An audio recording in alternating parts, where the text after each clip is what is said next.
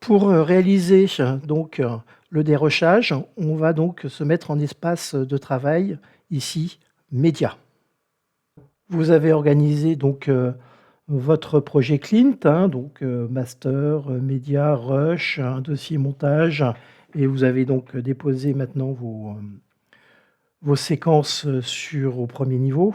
On va donc, pouvoir entreprendre le dérochage. Alors qu'est-ce que c'est que le dérochage? Cela consiste à regarder, notre matière brute, l'ensemble de nos rushs, pour pouvoir donc sélectionner les éléments qui nous intéressent et organiser, justement notre montage. Donc cette partie est très importante puisque découle généralement d'un bon dérochage un bon montage. Dans le sens, si on est obligé à chaque fois de retourner vers les rushs pour retrouver les plans éventuels, c'est une perte d'information. Pour cela, on va réaliser ce qu'on appelle des subclips. Alors qu'est-ce que c'est qu'un subclip? C'est la sélection d'une partie du rush. Donc le rush, généralement, a une durée qui est assez longue, surtout si vous faites une interview. L'objectif, ça va être justement de sélectionner les éléments qui nous intéressent. Vous avez vu, hein, on renomme jamais les rushs. C'est justement au moment des subclips qu'on va réaliser cette opération. Alors pourquoi on renomme jamais un rush? Pour la simple et bonne raison qu'il va être partagé avec les motion designers, il va être partagé avec les mixeurs, il va être partagé avec les gens avec des effets spéciaux. Si on renomme le rush, ça va être très compliqué pour l'équipe de se retrouver. C'est pour ça qu'on renomme jamais un rush, c'est toujours le même. Comment réaliser un subclip? Il faudra donc écouter notre élément, faire un point d'entrée, faire un point de sortie. Je reprécise bien que pour le point d'entrée et le point de sortie, on ne réalise pas un point de montage, mais on réalise un point 4 secondes avant le point d'entrée qu'on pense utiliser et 4 secondes après le point de sortie qu'on va pouvoir utiliser, car ça va être très très important au moment du mixage. Si vous ne faites pas cela, vous risquez d'avoir des soucis et surtout d'être obligé de recliquer plusieurs fois pour pouvoir rattraper cette erreur. Donc, j'ai fait mon point d'entrée I et mon point de sortie out, avec donc 5 secondes avant le point que je pense utiliser et 5 secondes en out avec le point que je pense utiliser.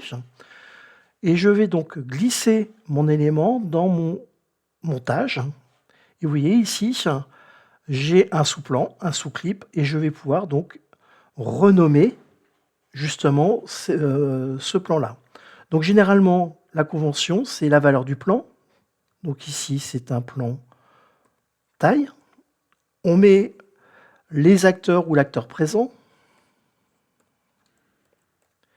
Et ensuite, on va mettre les mots-clés correspondant donc à ma sélection.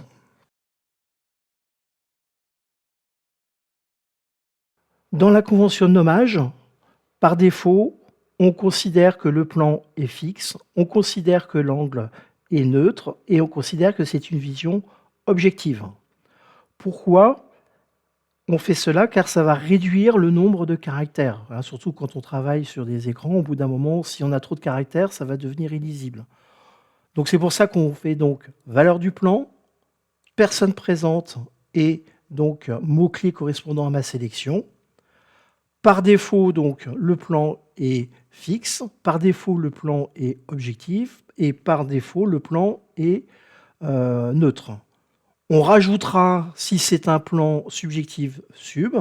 On rajoutera, si c'est un plan plongée contre plongée ou décadré, on rajoutera décadré, sub, enfin plongée, et on rajoutera donc ces éléments-là. Et si le plan est en mouvement, on mettra panneau gauche-droite ou trave ligne avant ou trave arrière, pour éviter d'avoir trop de caractères dans notre fenêtre. On coche surtout utiliser l'intégralité du plan. Si vous ne le faites pas, il prendra que vos points d'entrée et vos points de sortie.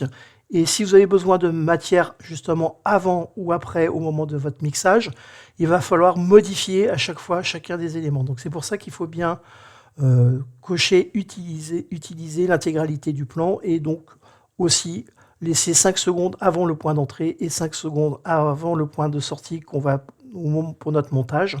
Hein, c'est très important. Hein, quand on réalise des subclips, ce n'est pas du montage, c'est une sélection grossière du plan qu'on pense utiliser. Ok, donc maintenant je vais créer. Et vous voyez donc ici, c'est créé donc mon subclip avec ma convention de nommage. Donc c'est très important. L'avantage du subclip, c'est qu'on va donc garder en mémoire la sélection. On va donc organiser notre montage, hein, et donc on va renommer notre sélection. Dans le sens, si je retourne donc sur mon mixage, si je prends un rush, que je réalise mon point d'entrée, un point de sortie, que je le mets sur ma timeline, la partie que j'ai sélectionnée, on retrouve les chiffres et les lettres, donc on ne sait pas à quoi ça correspond. Si en plus je supprime de ma timeline, j'ai perdu ma sélection complète. Hein, si je refais un point d'entrée, un point de sortie, j'ai perdu ma sélection complète. Donc c'est pour ça que l'avantage du subclip, c'est que on garde en mémoire notre sélection. Si je le pose sur ma timeline et que je la supprime, elle est toujours présente. 2, j'ai organisé donc mon montage.